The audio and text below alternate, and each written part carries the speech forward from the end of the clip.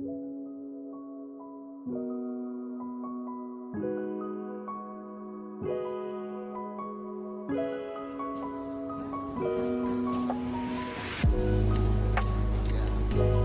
pagi, Bu Nuning. Kami dari kelompok 1, kelas 11 5, sekarang sedang ada di Museum Naskah Proklamasi untuk menjalankan tugas sejarah. Sebelum memulai videonya, perkenalkan, nama saya Anastasia Dena Reswari, nomor 3. Nama saya Ladana Esel, nomor 3. Saya Sama Gaji, nomor 23. Saya Fitra Hendra, ini Jonathan Hussein. 11. Saya Nidam, Hussein, 21. Mari kita mulai videonya. Setelah registrasi dan membayar tiket masuk, kami ke ruang yang paling dekat dengan pintu masuk, yaitu ruang tamu yang ada di rumah Tadashi Maeda ini. Di sini diadakan pertemuan oleh Bung Karno, Bung Hatta, dan Ahmad Subarjo yang diterima oleh Laksamana Maeda di kediamannya sekitar pukul 10 sepulang dari Rengas Dengklok. Mereka menjelaskan kepada Maeda tentang akan diadakannya pertemuan untuk persiapan menjelang Indonesia merdeka. Maeda memberitahukan kepada Gun Seikan, pemerintah militer Jepang, kepada rombongan yang pulang dari Rengas Dengklok agar menemuinya. Kemudian mereka dengan ditemani Maeda dan Miyoshi Kichiro berangkat ke Gun Seikan dan bertemu dengan Mayor Jenderal Nishimura Otoshi. Mayor Jenderal Nishimura menjelaskan bahwa pihak Jepang tidak dapat membantu karena telah ada kesepakatan dengan pihak sekutu untuk mempertahankan status quo di Indonesia. Ia juga melarang adanya rapat yang akan dilangsungkan di rumah Maeda. Namun, Bung Karno, Bung Hatta, dan Ahmad Subarjo tiba kembali di rumah Maeda sekitar pukul 2.30. Mereka menjelaskan kepada Maeda akan memproklamasikan kemerdekaan Indonesia sekarang juga. Maeda tidak campur tangan dan mengundurkan diri ke kamarnya di lantai atas. Penjelasan mengenai pertemuan di rumah Tadashi Maeda ini tersedia dalam 3 bahasa, yaitu bahasa Indonesia, bahasa Inggris, dan juga bahasa Jepang. Selain itu, di ruang tamu Tadashi Maeda ini terdapat layar yang menjelaskan profil-profil dari tokoh-tokoh yang berperan aktif dalam memperjuangkan kemerdekaan Indonesia ini.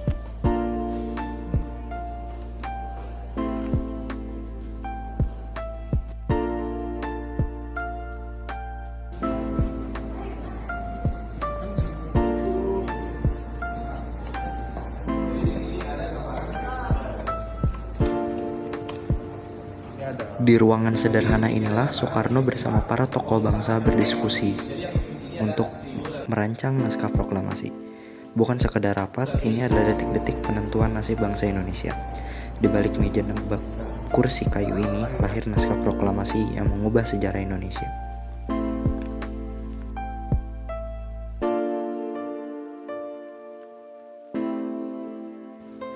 Lalu teks proklamasi ditulis tangan oleh Soekarno, lalu diketik oleh Sayuti Melik dan disaksikan oleh tokoh-tokoh lain seperti BM Diah dan Soekarni. Jadi pada Museum Manasbrok terdapat 2 lantai. Nah, yang kita lihat sebelumnya itu ada pada lantai pertama.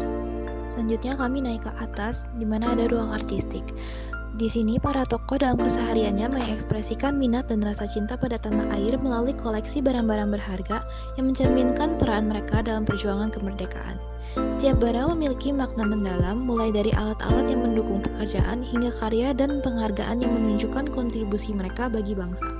Di ruang artistik ini terdapat beberapa benda yang berharga, salah satunya cap tanda tangan Hamidan yang berfungsi sebagai alat pengesahan dokumen resmi. Cap atau stempel tanda tangan bisa dibuat khusus dengan tanda tangan atau nama tercetak. Kemudian ada juga pipa cangklong Hamidan. Cangklong ini adalah pipa lengkung di mana salah satu ujungnya berbentuk cawan sebagai tempat tembakau yang akan dibakar. Belum diketahui secara pasti kapan manusia mengenal cangklong, namun cangklong ini mempunyai pipa yang pendek dilengkapi dengan ukiran-ukiran berupa manusia yang indah. Kemudian ada juga lighter atau yang dikenal sebagai pemantik atau korek api yang merek Ronson Hamidan. Pemantik menjadi penanda status sosial kala itu. Selain itu, kita juga dapat melihat foto ketika pidato teks proklamasi.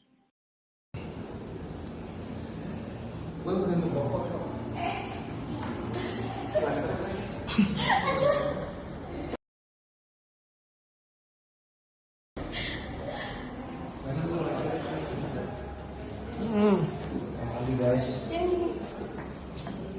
mohon dibuka. Jangan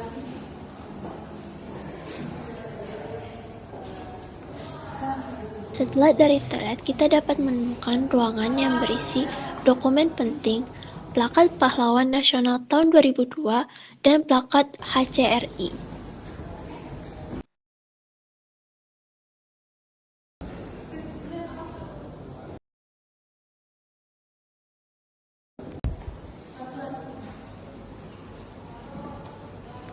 Di ruang ini terpajang bintang Mahaputra dan buku karya Sutarjo, simbol kehormatan dan perjuangan diplomasi bangsa.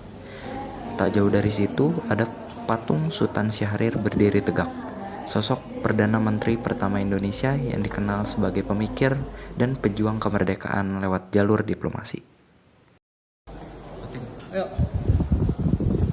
Di bagian selanjutnya kita akan melihat berbagai barang-barang peninggalan milik pejuang, pertama Tuan Midan yang dia itu memiliki sebuah stick nama merek Royal yang digunakan untuk membuat artikel-artikel soal kemerdekaan. Yang kedua adalah pulpen merek Aero yang Midan juga yang digunakan untuk menulis. Merek Aero sendiri berasal dari Jerman. Selanjutnya ada radio merek Philips tipe BX638A Eindhoven yang digunakan untuk menyiarkan berita-berita kemerdekaan ke seluruh Indonesia. Di bagian ini kita juga bisa melihat barang-barang milik Suwiryo yang itu ada ballpoint dan jam tangan.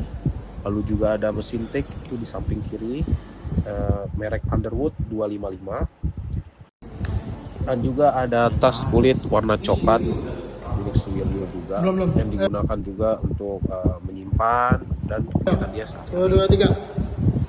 Di sampingnya ini terdapat patung Suwiryo yang lahir pada 12 Februari 1903 dan meninggal pada 27 Agustus 1900. Sabar, ini belum.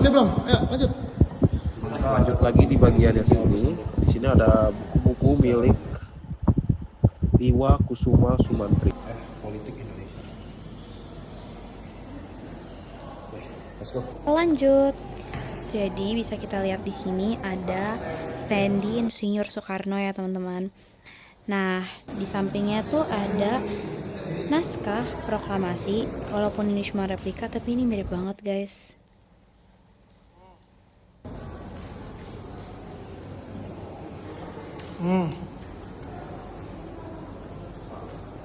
Next, Ini kan itu udah adalah kaset Terus jelasin wawancara aja, dari katanya nggak bisa digeser. DM dia dan juga Sayu Timalik. Nah ini kayak ada pemutarnya juga guys, pemutar kasetnya. Terus di sini ada bendera merah putih. Nah bendera merah putih ini tuh dijahit oleh Harriet Caroline, nah istri dari Johannes Latuharhari. Nah bendera ini tuh dikibarkan di kediaman J. Latuharhari di Jalan Serang nomor 5 Jakarta Pusat.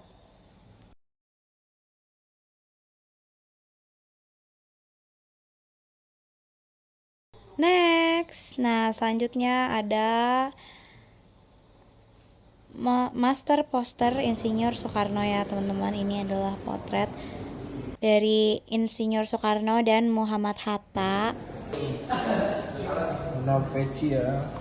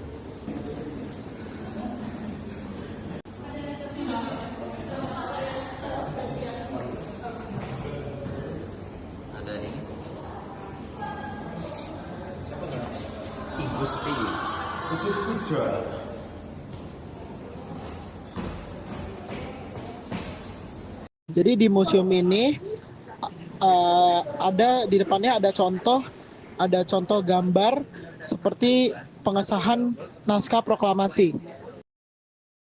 Jadi terdapat foto tokoh-tokoh yang mengikuti proklamasi dan mengikuti keikutsertaan dalam proklamasi.